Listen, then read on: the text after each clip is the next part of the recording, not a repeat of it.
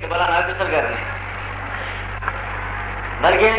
కానీ పనిలోకి మాత్రం వాటిని చేయి పెడతాడని ఎక్స్పెక్ట్ చేస్తే షారో అయిపోతాయి. ఇప్పుడు మన ఇండియాలో పనులు ఎలా ఉన్నాయో అలా అవుతాయి.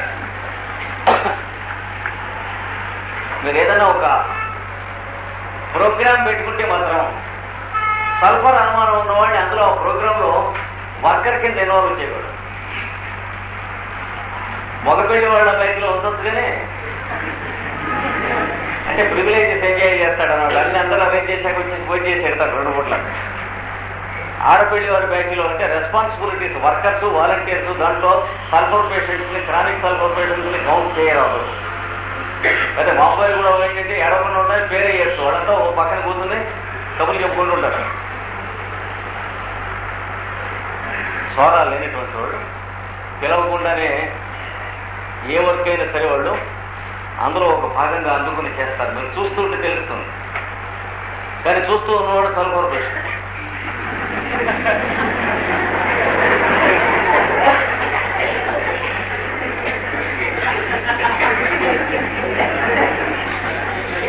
అసలు ట్రూత్ ఏమిటి? చేస్తూ ఉంటే తెలుస్తుంది. అది ఒక్కటే ట్రూత్. చేసిన వాడికి ఆ పక్కవాడి గురించి తన గురించి తెలిసి చేస్తూ ఉన్నవాడికి, చూస్తున్నవాడికి తన గురించి అసలు తెలియదు, పక్కవాడిని గురించి మంచిదనం అంతకంటే తెలియదు. సల్ఫర్ పేషెంట్ నీట్ గా ఎస్కేప్ చేస్తాడు వర్క్. అందుకని ఈ 2 నేచర్స్ వాళ్ళలో ఉంటాడు. భోజనం మొదలైన పదార్థాలు వస్తువుల్లో కూడా కొంచెం తక్కువగా ఉన్నాయని తెలిస్తే నేను ట్రైన్కి వెళ్ళాలి, లేకపోతే నేను ఎవరినో కలుసుకోవాలని ముందు కొంచెం వెళ్ళిపోతాను. వాడు ఎవరో కలుసుకోవాలంటాడు. ఎందుకని తర్వాత వాడు తావు వాడు వస్తారు. ఇది టిపికల్ సల్ఫర్ నేచర్. అవతల వాడి సంగతి ఆలోచించడం ఉండదన్నమాట. రైల్లోనూ అక్కడ 10 మంది ఫ్రెండ్స్ దిగాం. వాడికి బరువు అయిన పెట్టుంటే అందరూ తల పెట్ట పట్టుకుంటాం. మిగతా వాళ్ళందరూ సల్ఫరుగా వీడు ఒక్కడే ఉంటాడు. మిగతా వాళ్ళందరిలో తల పెట్టి కూడా వాళ్ళు పట్టుకుని బయలుదేరడం దాకా వీడు కంపార్ట్మెంట్ నుంచి తీయడం. అప్పుడు వీడు వచ్చి బ్రీఫ్ కేస్ సంతి కాకపోయినా ఎవరిదైనా పట్టుకుని పెట్టాలి. అన్ని పట్టుకున్నారంటే వీడు పోషాడ వాడు ఎవరో పట్టుకుని ఉంటాడు. 2 3 సాయం పడతారు. వాడి బ్రీఫ్ కేస్ వీడు పట్టుకొస్తారు. అంటే మరి బ్రీఫ్ గా చేస్తారు. లేదా ఎనివెటబుల్గా ఇంకొంచెం ఆలస్యం ఉందనుకోండి, అక్కడ సామాన్లు ఎత్తేస్తాం. ఈ పక్కన వీడెవడితో స్వామి చిత్కారానంద రాసిన ఉపనిషత్స్ వాల్యూమ్ గురించి డిస్కస్ చేస్తూ ఉంటాడు. ఈ మధ్య వచ్చింది చూసావా, అది ఎత్తిందాక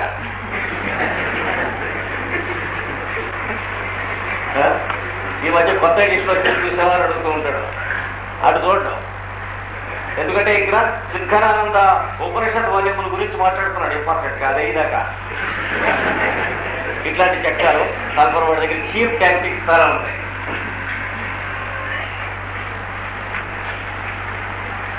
అలాగే ఎక్కడన్నా పెద్ద ఖర్చు ఉంది అనుకోండి, భోజనం 10 మంది హోటల్కి వెళ్ళారు. అక్కడ పేమెంట్స్ అయినాయని తెలిసే వరకు కూడాను వాడెవరికో భగవద్గీతలో శ్లోకాన్ని గురించి డౌట్స్ ఉంటే అవి డిస్కస్ చేస్తూ ఉంటాడు. ఆ పక్కన కూర్చులో కూర్చొని అది అయిపోయాక ఇక డౌట్ తీరిపోతుంది. ఎవడు శిష్యాస్తు చిన్న సంశయ వాళ్ళ క్షారం అయిపోతుంది. వాళ్ళ పేమెంట్ ఎక్కడ అయిపోతుంది. పురోస్త మౌనం వ్యాఖ్యానం. ఇది ఇట్లాంటివన్నీ వీడు శుభ్రంగా చేస్తూ ఉంటాడు. స్క్రూపిలెస్ సల్ఫర్ క్రానిక్ సల్ఫర్ పేషెంట్. యాక్చువల్గా స్క్రూపిల్స్ ఉండవు ఇట్లాంటి విషయంలో. మనీ విషయంలో ఒకటి, ఆపర్చునిస్ట్ వాటి విషయంలో ఒకటి. ఈ 2 జాగ్రత్తగా, అంటే మిగతా వాళ్ళు ఎవరి జాగ్రత్తలో వాళ్ళు తమ జాగ్రత్తలో ఉండాలి. ఇది సల్ఫర్ విషయం. ఇంకా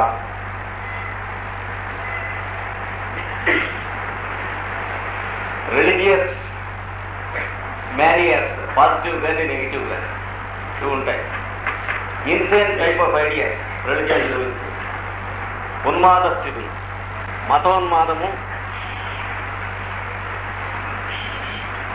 మతోన్మాదం అంటే ఆర్థిక మతోన్మాదమైనా, నాస్తిక మతోన్మాదమైనా, మతోన్మాదం సల్ఫర్ ఇష్యూ. వాడు ఆస్తికుడైనా ఉంటుంది, నాస్తికుడైనా ఉంటుంది. ఫెనటిక్స్ అంటారు అనేది ఉంటుంది వాడికి. వాడు మా గుంటూరులో మా కొత్తపేట శివాలయంలో ఉన్నటువంటి శివలింగానికి మాత్రమే రుద్రాభిషేకం చేస్తాను. ఇంకొక చోట నేను శివలింగం దర్శనం చేయలేదు. ఏమంటే అంటే అన్నాడు, ఇంకెక్కడ శివుడు ఉండడు అన్నాడు.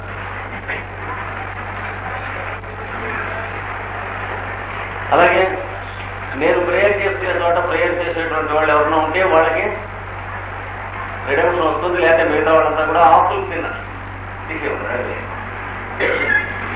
సమస్త మానవ జాతి మహాపాపం చేసింది. నా పక్కన వస్తుంది ప్రేయర్ చేసుకుంటే మీకు ఏమన్నా ఉంది లేకపోయింది ఇలా ఉంటాయి. వాడు విష్ణాలయం వైపుకి శైవులు, శివాలయం వైపుకి విష్ణు వైష్ణవులు వెళ్ళని వాళ్ళు ఉంటారు. సాగర్ వైష్ణవులు అంటారు. ఏం చేద్దంటే అక్కడ వెళ్ళకూడదు. మోక్షం వస్తే ఇక్కడ మన డబ్బులోనే వస్తుంది, మిగతా వాళ్ళంతా తినర్స్, విలేజ్లు, కాఫీస్ ఇలా ఉంటాయి. ఐడియాస్ స్పిరిచువల్ ఐడియాస్ ఉంటాయి.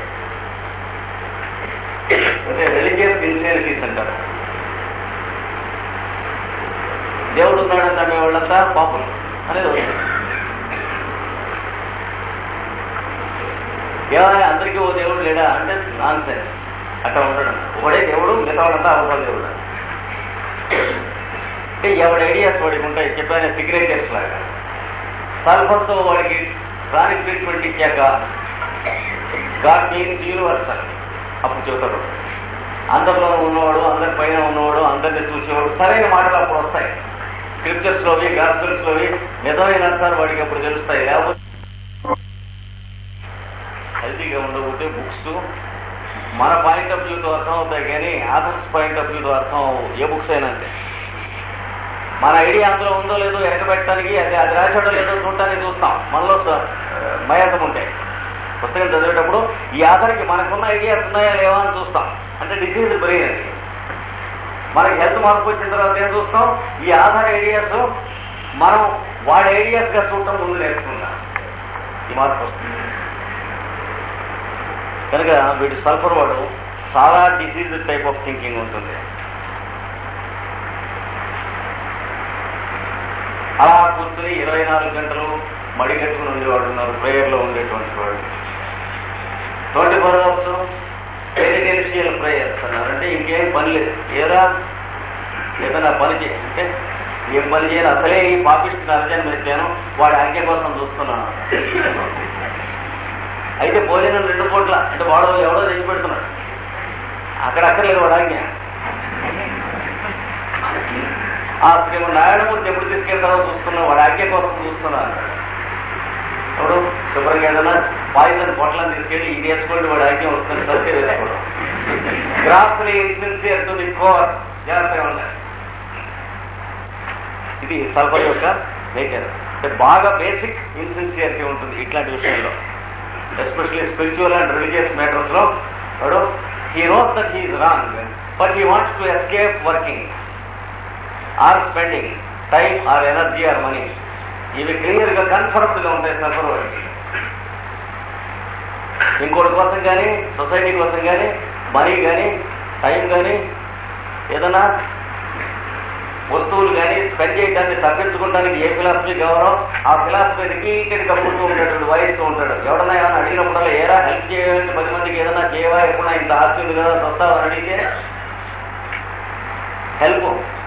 హెల్ప్ అంటే ఏదైనా అన్నం పెడితే ఆ పూటతోనే హెల్ప్ అవుతుంది. మంచి థాట్స్ ఇస్తే లైఫ్ లాంగ్ హెల్ప్ అవుతుంది, ఇస్తాను థాట్స్ ఇస్తాడు. ఇప్పుడు ఎవరో థాట్స్ అడుగుకోవాలి, వాడికి ప్రతివాడికి ఎవరి థాట్స్ వాడు లేవు, ఇలా ఉంటుంది. ఎస్కేప్ చేస్తాడు.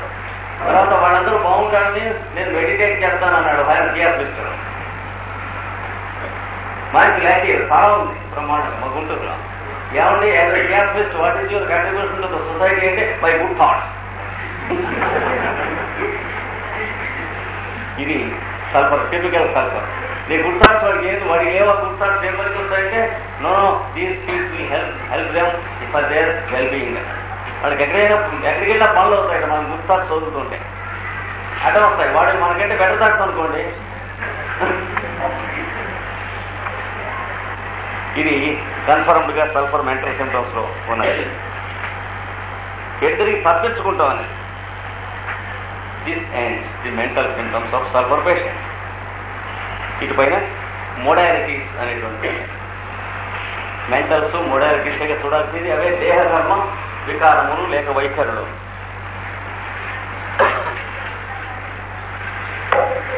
చూడంగానే మనకు గుర్తొచ్చేది ఏంటంటే, మీరు పొద్దున్నే లేయండి అని చెప్పండి, వాడు సల్ఫర్ పేషెంట్ అవును ఖర్చు. వాడిని కోల్చిన ₹1,00,000 ఇచ్చినా పొద్దున్నే లేవలేదు. సోమరిపోతులందరికీ సత్రం కట్టించాట వెనక సైకాలజిస్ట్. బ్రహ్మాండం చేయలేరు, 10,000 మంది చేయలేరు. ఎవరు చేస్తారు? మెంబర్షిప్ అని అయిపోయింది. అప్పుడు వీళ్ళంతా చాలా మంది చేయలేరు, న్యూసెన్స్గా ఉంది, ఇంతమంది చేస్తారు అనుకోలేదన్నట్టు తన సెక్రటరీతో మీకేం పర్లేదు నేను చెబుతా వినండి అన్నాడు. సెక్రటరీ నియోగి. అతను ఏం చేశాడు, వీళ్ళందరిలో ఫస్ట్ ప్రైజ్ కాంపిటీషన్లో గెలిచినటువంటి వాడికి ₹1,00,000 సువర్ణాలు ఇస్తున్నాం. వచ్చి అటెండ్ అవ్వండి. ఎక్కడంటే అక్కడికి 12 మైళ్ళ దూరం. ఓ 2 మైళ్ళు నడవాలి, 2 మైళ్ళు బస్సు ఎక్కాలి, 2 మైళ్ళు పడవ ఎక్కాలి, 2 మైళ్ళు రైలు ఎక్కాలి. ఆ పైన 1 మైలు ఆ మూడల నుంచి వాటి నుంచి దూకుతూ వెళ్ళాలి. సరే వెళ్ళారు పాపం. వెళితే ఊహ, ఇద్దరు వెళ్ళలేదు. అందరు అక్కడ చేరిన తర్వాత కాంపిటీషన్ మొదలెట్టే ముందు రోజున ఇంకా అక్కడ ఎవరన్నా ఉన్నారేమో చూసిరండి అన్నట్ట ఈ సెక్రటరీ. పెడితే మీరిద్దరు ఉన్నారు, ఏం మీరు వెళ్ళలేదేమో అని అడిగాట. అడిగితే అంత దూరం అడుగుతారు అన్నట్టు. రెండో వాడు అన్నట్ట, మొదటి వాడు ప్రైజ్ లేకపోతే పీడపోయి, ఇప్పుడు ప్రైజ్ లేకపోతే మనకు వచ్చే నష్టం ఉంది, ఎవరు పోతారు ఇక్కడి నుంచి లేచి అన్నట్టు. ఆ రెండో వాడు ఒక పని చేయి, ఒకవేళ ఆ ప్రైజ్లో నా పేరే ఉన్నా కనుక అనౌన్స్ చేస్తే నాకు తెచ్చి అన్నాడు.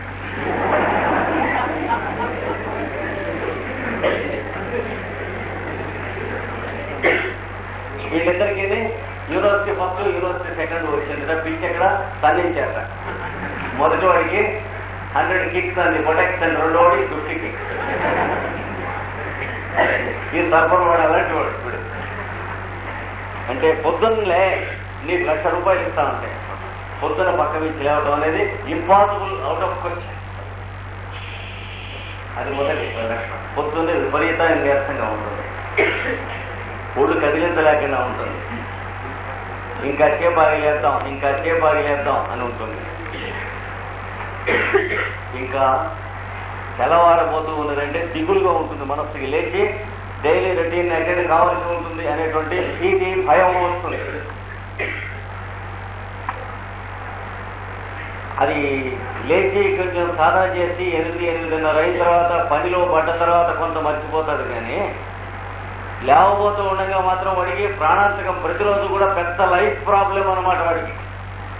ఇది మొదటి మోడాలిటీ. అంటే పొద్దున్నే అతి నీరసంగా ఉంటుంది, తెల్లవారుజామున లేచేటప్పటికి పక్క నుంచి లేవలేడు, కాళ్ళు చేతులు తక్కుపడ్డట్టుగా ఉంటాయి. ఇది మొదటి పాయింట్. రెండవది, వీడికి ఇలా ఉంటుందనే సృష్టిలో బ్రహ్మదేవుడు ఇంకో పాయింట్ పెట్టాడు. రెండవది, మెలకు రావడానికి ఇమ్మీడియట్ గా లెటర్కి వెళ్ళాల్సి వస్తుంది. అంటే morning stool drives him out of bed. ఎవరు? వీడు అర్లీగా మరి స్టూల్ అర్జీ వచ్చిందంటే అర్లీగా లేవాల్సిందే కదా, నచ్చినట్టు. వాడికోసంగా ఎవరిని గౌరవించకపోయినా స్టూల్ గౌరవించాలి కదా. వాడి తెల్లవారుతాం 4ంటికి 5ంటికి అర్లీగా స్టూల్ వచ్చినా లేచి పెట్టారు. కానీ మెడుపు ఎప్పుడు వస్తే అప్పుడు ఇమీడియట్ గా వెళ్ళాల్సి వస్తుంది. స్టూల్ అర్జీ వచ్చి దాంతో మెడుపు వస్తుంది. అది రెండింటిలో 2 2. ఇది రెండవ పాయింట్ మోడాలిటీస్లో సంస్థ. కొత్త చోటుకు వెళ్ళినప్పుడు కింద రాత్రి అన్యాయం చేసుకుని కానీ పడకూడదు. ఎందుకంటే టైం పర్మిట్ చేయాలని నిద్రలేసిన తర్వాత చాలా విషయాలు దొరికిపోతారు సల్ఫర్ పేషెంట్. ఇలా నుంచుని మనం 10 నిమిషాలు మాట్లాడుతూ ఉంటే ఇలా గోడ ఏదైనా ఉంటే చేయి పెట్టుకుంటారు. అలాగే ఇలాంటి చోట కూర్చుంటే మనం స్తంభం ఉన్నటువంటి సీటు చూసుకుంటారు. అంటే ఓల్డ్ పీపుల్ సంగతి కాదు, యంగ్ జనరేషన్ లో ఉన్నవాళ్ళు స్తంభం చూసుకుని దానికి ఆనుకుని కూర్చున్నట్టు అంటే నృసింహావతారం అంటే సల్ఫర్. అంటే వెన్ను పాపం ఎరెక్ట్ గా ఎక్కువసేపు ఉండదు, నుంచుంటే కాళ్ళు లాగేస్తాయి. అందుకని దీని మీద అటు ఇటు రోడ్డు మీద తిరుగుతూ ఉండగా సెన్స్ ఆఫ్ డీసెన్సీ తక్కువ కాదు. ఆ మధు మీద పక్క రోడ్డు పక్కన అలా కూర్చుంటారు సల్ఫర్ రోడ్డు. ఈ కాటన్ మార్కెట్ కట్టేవాళ్ళు ఉంటారు చూడండి, ఇక్కడ రోడ్డు మీద అలా కూర్చుంటాడు అంతే. ఎందుకంటే కాటన్ మార్కెట్ మొదలైన ఫ్యాంటాస్టిక్ ఐడియా సల్ఫర్ పేషెంట్ తప్ప ఇంకోటి ఉండవు, అది ట్రూ అని. వాడు ఎక్కడికి మార్కెట్ ఓపెన్ చేస్తున్నట్ట, మార్కెట్ సాయంత్రం క్లోజ్ చేస్తున్నట్ట, దాని తాలూకు ప్రైసెస్ యొక్క ఫిగర్స్ కదా ఇవి, అవి మనకి ఇక్కడ కూడితే వస్తాయి. దాని సల్ఫర్ లాజిక్ సీజన్ లాజిక్. ఒకటి ఎవరిని అఫెండ్ చేసినట్లయితే నన్ను క్షమించండి, కానీ దీనికి సమాధానం లేదు. దాంట్లో పెద్ద పెద్ద వాళ్ళు ఒక సెకండ్ ఆఫ్ పీపుల్ ఉంటారు కాటన్ మార్కెట్, సాంఖ్యయోగాలు అంటే ఈ రోజుల్లోనే. కానీ అయినప్పటికీ కూడా మోస్ట్ ఇడియాటిక్ రూల్, దాంట్లో రూల్ రైము లాజిక్ లేదు. గ్యాంబ్లింగ్ మెంటాలిటీ సల్ఫర్ లో ఉంటుంది. అంచేత తప్పనిసరిగా ఈ కాటన్ మార్కెట్ గేళ్లలో 150 మంది సల్ఫర్ వాళ్ళు ఉంటారు. రోడ్డు మీద ఎలా కూర్చుంటారు, ఆ పేపర్ అది వేసుకుని దాంట్లో నంబర్లు వస్తున్నాయి. ఇది సల్ఫర్ లో రెండవ లక్షణం, పొద్దున్నే లేవగానే మోషన్కి వెళ్ళవలసి వస్తుంది. మూడవ లక్షణం పొద్దున 9:30 నుంచి 10:30 లోపల the fellow feel suddenly hungry and suddenly weak. ఆకస్మికముగా ఆకలి వేయును, నీరసము కలుగును. Immediately better by eating something. ఏదైనా కొద్దిగా తింటే వెంటనే బెటర్ అవుతుంది. ఇఫ్ డిలేడ్, ఆలస్యం చేస్తే వారికి ఏమేమి వస్తాయి? యూ విల్ హ్యావ్ రీలింగ్, తలకాయ తిరుగుతుంది. పాల్పిటేషన్, గుండె దడ ఉంటుంది, దడ వస్తుంది. హీట్, గషెస్ ఆఫ్ హీట్, బుర్రలోంచి ఒంట్లోంచి వేళ్ళు వస్తాయి. స్వెట్, చెమటలు పోస్తాయి. తర్వాత షివరింగ్, కొద్దిగా ఉణుకు వస్తుంది. And burning in the stomach, కడుపులో మంట వస్తుంది. ఇది పెక్యులియర్గా వీళ్ళ లక్షణాలు. ఈ మోడాలిటీస్ రేపు పూర్తి చేసుకుని సల్ఫర్ స్టడీ రేపు పూర్తి చేసుకుంటాం. 5 minutes డిస్కస్ అయిన తర్వాత అడ్వాన్స్ క్లాస్ స్టార్ట్ అవుతుంది. ఎవరైనా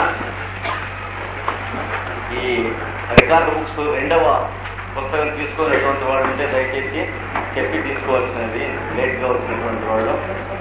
తర్వాత ప్రతిరోజు కూడా లేట్గా వస్తున్నటువంటి వారు తర్వాత చెప్పి దయచేసి అటెండెన్స్ లేని వెళ్ళవలసింది. ఎందుకంటే చివరికి ఈ అటెండెన్స్ రెగ్యులర్ గా వేసుకున్న వాళ్ళకి వేసుకున్న వాళ్ళకి కొన్ని తేడాలు మీరు గమనించవలసి. అప్పుడు మమ్మల్ని కోపడి లాభం లేదు. బుక్స్ లిస్టు, మీ దగ్గర ఉన్నటువంటి పుస్తకాల లిస్టు ఈ రోజున ఇచ్చేమన్నాం. ఈ రోజున ఇచ్చినటువంటి వాళ్ళ కేసులు కన్సిడర్ చేసి వాళ్ళకి పుస్తకాలు తెప్పిస్తాం. ఆర్డర్ ఇచ్చేటప్పుడు ఇంకా అంతమైన టైం ఉంది. మూడవ మోడాలిటీ చెప్పుకున్నాం. అనగా ఉదయం 9:30, 10, 11 ఆ ప్రాంతాల్లో సడన్ గా నీరసంగా ఆకలిగా పేషెంట్ ఫీల్ అవుతారని చెప్పుకున్నాం. ఏదన్నా ఆహారం ఆలస్యమైతే ఆ టైంలో గుండె దడదడలాడటం, నీరసం రావటం, చెమటలు పోయటం, ఒక్కొక్కప్పుడు కొద్దిగా వణుకు రావటం, ఇవి కూడా ఉంటాయని చెప్పుకున్నాం. అయితే తింటే వాడికి బాగుంటుందా ఆ టైం ఇప్పుడు భోజనం చేస్తే? కొన్ని బాగుంటాయి, కొన్ని బాగుండవు. అది 4వ మోడాలిటీ. ఇప్పుడు చెప్పుకోబోయేది భోజనం చేసిన తర్వాత వాడికి ఎలా ఉంటుంది.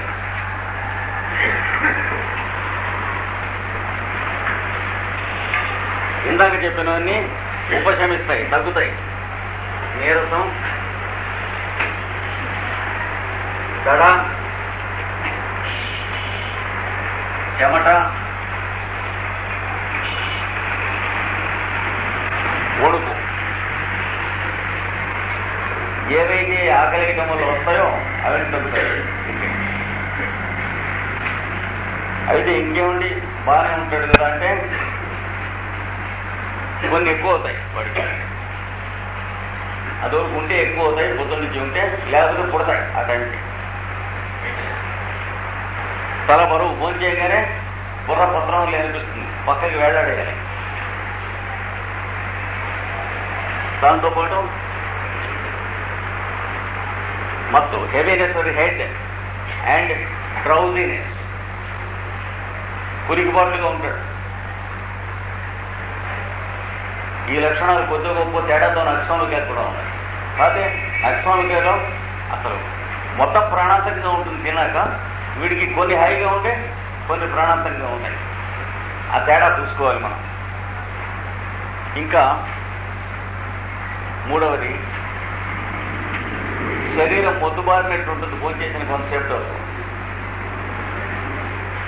అంటే ఒక విధమైన heaviness and loss of sensation on the surface of the body.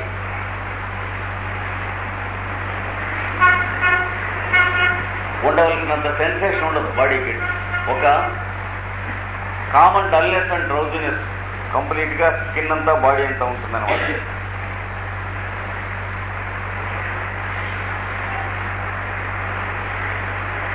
ఏదైనా వర్క్ లో ఎంగేజ్ అవ్వాలంటే చేతగాడు. అంటే నక్సోమికా వాడంతో వీడు అంతే.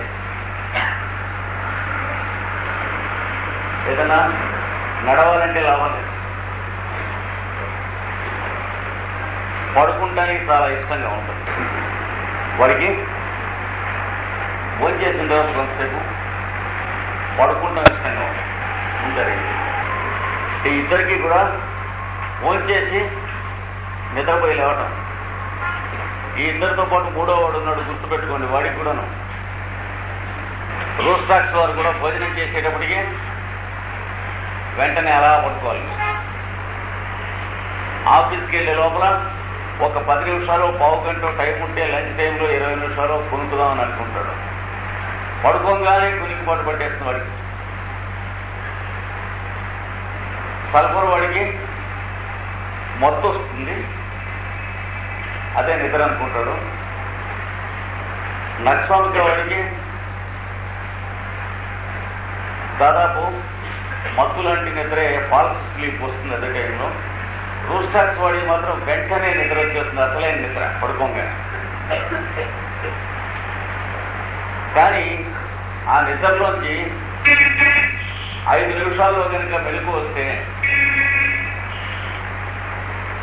ఒళ్ళంతా బాధ, నరాలు పీకేయటం, ఒళ్ళు బరువు, చాలా హెల్లెల్లి ఉంటుంది ఒంట్లో ప్రతి భాగం. 10 నిమిషాలు కనుక అయితే దానికి రెట్టింపు ఉంటుంది బాధ. అరగంట అయితే ఇక మంచం నుంచి మనం లేవలేము అనేది. అంటే టైం ఎక్కువైన కొద్దీ, నిద్ర టైం ఎక్కువైన కొద్దీ రూస్టాక్స్ వాడికి బాధ, హెల్, నరకం ఎక్కువైపోతుంది. లేచి బలవంతాన 4 అడుగులు లేచి ఆఫీస్కి వెళ్ళేటువంటి ప్రయత్నంలో దొడ్లోకి వాకిట్లోకి తిరిగి వచ్చేటప్పటికి మళ్ళీ ఫిట్ అవుతారు కూడా. ఇంచేత వాడికి ఉన్న keynote, aggravation of all troubles by rest and amelioration by movement. Rhus tox వాడికి ప్రతి ద్రవ్యకి వేరే ప్రత్యేక లక్షణాలు ఉంటాయని చెప్పుకున్నాం కదా. అంటే ఇండివిజువలైజింగ్ సింటమ్స్ ఉంటాయి, అవి ముఖ్యం, ఐడెంటిఫైయింగ్ సింటమ్స్. అలాంటి ఐడెంటిఫైయింగ్ సింటమ్స్ లో రూస్టాక్స్ లో ఒకటి aggravation of all trouble from rest and amelioration of all troubles from activity and movement ఉంటుంది. సరిగ్గా దాన్ని వర్క్ చేయటం కానీ నడవటం కానీ మొదలు పెడితే exhaustion like paralysis by exertion మూడో స్టేజ్ కూడా ఉంటుంది రూస్టాక్స్ వాడికి. రెస్ట్ తీసుకుంటే నొప్పులు, బాధలు, ఒళ్ళంతా పులిసిపోయినట్లు అవుతుంది. యాక్టివిటీ స్టార్ట్ చేస్తే బెటర్గా ఉన్నట్టు ఉంటుంది. యాక్టివిటీ స్టార్ట్ చేశాం కదా అని బ్రిస్క్ యాక్షన్లో దిగితే ఎగ్జాస్షన్, అలసట వచ్చేసేసి చేతులు కాళ్ళు తచ్చుకుడి పోయినట్లు అయిపోతుంది. అంటే కూర్చుంటే మొట్టిగా లేస్తే మొట్టిగా అన్నట్టు ఉంటుంది వాడి పని. దేంతో రెస్ట్ ఉంటుంది అనేది ఏమి చెప్పలేము. అంటే కొంచెం మూమెంట్ ఉంటే రెస్ట్ ఉంటుంది. ఇలా ఈ 3 డ్రగ్స్ భోజనానంతరే అంటే దాని విషయంలో ఈ 3 డ్రగ్స్ బాగా గుర్తుంచుకోవాలి. భోజనం అయిన తర్వాత ఆఫీస్కి వెళ్తారా తమరు వెంటనే అని అడిగితే I would like to have a nap అన్నాడంటే ఈ 3 డ్రగ్స్లో ఉంటాడు. ఎంచేత అని అడిగితే మరి వయస్సు కదండి అంటాడు. వయస్సు కాదు కారణం, ఒంట్లో ఉన్నటువంటి దీర్ఘవ్యాధి అయినటువంటి స్వర. ఈ 3 డ్రగ్ల వాళ్ళలో 3 రకాలుగా వ్యక్తం అవుతూ ఉంటుంది. ఎందుకంటే ఒక్కొక్కళ్ళు 70 సంవత్సరాల వయసులో ఉన్న వాళ్ళు కూడా శొంఠి కొప్పులాగా ఉంటారు. భోజనం చేసిన తర్వాత వర్క్ చేసుకుంటూ ఉంటారు. అంచేత దట్స్ నో ఎక్స్ప్లెనేషన్. వయస్సు కదా, భోజనం చేస్తే కాసేపు పడుకోవాలి అని అనిపించడం అనేది అది రీజనబుల్ కాదు, అది ఎక్స్ప్లెనేషన్ కాదు. మనం చూస్తూ ఉంటాం చాలా ముసలి వాళ్ళు, ఆరోగ్యంగా ఉన్న వాళ్ళు, ఒంట్లో సోరా లేనటువంటి వాళ్ళు మనుషులు, వాళ్ళకి ఎండు రోగం ఉండదు, ఒళ్ళు పెరగదు, ఒళ్ళు రావటం ఉండదు, వయస్సు వచ్చిన కొద్దీ రెండూ ఉండవు, మధ్యస్థంగా ఉంటారు. అంటే మోడరేట్గా ఉంటారు. శరీర అవయవములు కూడా ఒకటి ఎక్కువగా పెరిగి ఉబ్బరించి ఒకటి తగ్గి ఇట్లాంటివి ఉండవు వాళ్ళకి సోరా లేకపోతే. సమవిభక్తాంగ అన్నాడు రామాయణంలో. సమముగా విభక్తములంటే విభజింపబడిన అవయవములు. అంటే ఒక అవయవానికి ఇంకొక అవయవానికి ఉండవలసినటువంటి రేషియోలో ఉంటాయి జబ్బు ఉండకపోతే. మనిషి మొత్తం భారీగా ఉండొచ్చు, పొట్టిగా ఉండొచ్చు, అది కాదు లెక్క. ప్రపోర్షన్ ఉంటుంది. ఆ ప్రపోర్షన్ చెడుతుంది స్వరాలు. అంటే వస్తే ఎండు రోగం అయినా వస్తుంది, లేకపోతే ఒళ్ళైనా వస్తుంది, లేకపోతే కొంత భాగం ఒళ్ళు వచ్చి కొంత భాగం ఎండు రోగం అయినా ఉంటుంది. చూసారా, అందులో పైన తలకాయ ఏది చాలా బాగుండి చేతులు కాళ్ళు సన్నబడి ఇలా పైనుంచి కిందికి ఇలా ఉన్నవాళ్ళు ఉంటారు. పిల్లల్లోనే మనం చూస్తూ ఉంటాం. చాలా పెద్దది, కాళ్ళు చేతులు సన్నం, గీతలు ఉండవు, ఎండిపోతాయి. కొంతమంది దీనికి ఆపోజిట్గా ఉంటారు. తల చిన్నది, చేతుల దగ్గర నుంచి పొట్ట పీరలు పెద్దవి, కాళ్ళు పెద్దవి, కిందికి వచ్చేటప్పటికి సైజు పెద్దది అవుతుంది. ఇలాంటి డిస్ప్రపోర్షనేట్ థింగ్స్ అని వస్తుంటాయి. దూరం నుంచి చూస్తుంటేనే ఇలా ఉన్నటువంటి మనిషి క్యాల్కేరియా కార్డ్ కావాల్సి వస్తుంది అని మీరు సింటమ్స్ చెప్పకపోతే తెలుసుకోవాలి. తర్వాత సింటమ్స్ అడిగి వెరిఫై చేసి వేసుకోవాలి. ఇలా ఉన్నట్లయితే లైకోపోడియం కావాల్సి వస్తుందని తెలుసుకోవాలి. అంటే upper parts prominent and lower parts emaciated. అంటే పైన ఉన్న తల మొదలైనటువంటి పొట్టకలాగా ఉంటాయి. కాళ్ళు చేతులు పేరుపెత్తలాగా సన్నగా సువ్వలల్లి అయిపోతాయి. అది కాల్షియం డెఫిషియన్సీ ఉన్నటువంటి వాళ్ళు. దానికి తలకిందులుగా కాళ్ళు, పిక్కలు, తొడలు, పొట్ట, పిర్రలు, నడుము మొదలైనవి బాగా పెరుగుతాయి. పై భాగం అట్లాగే ఉండిపోతుంది. దీన్ని ఏమంటాం? Upper parts emaciated and lower parts prominent.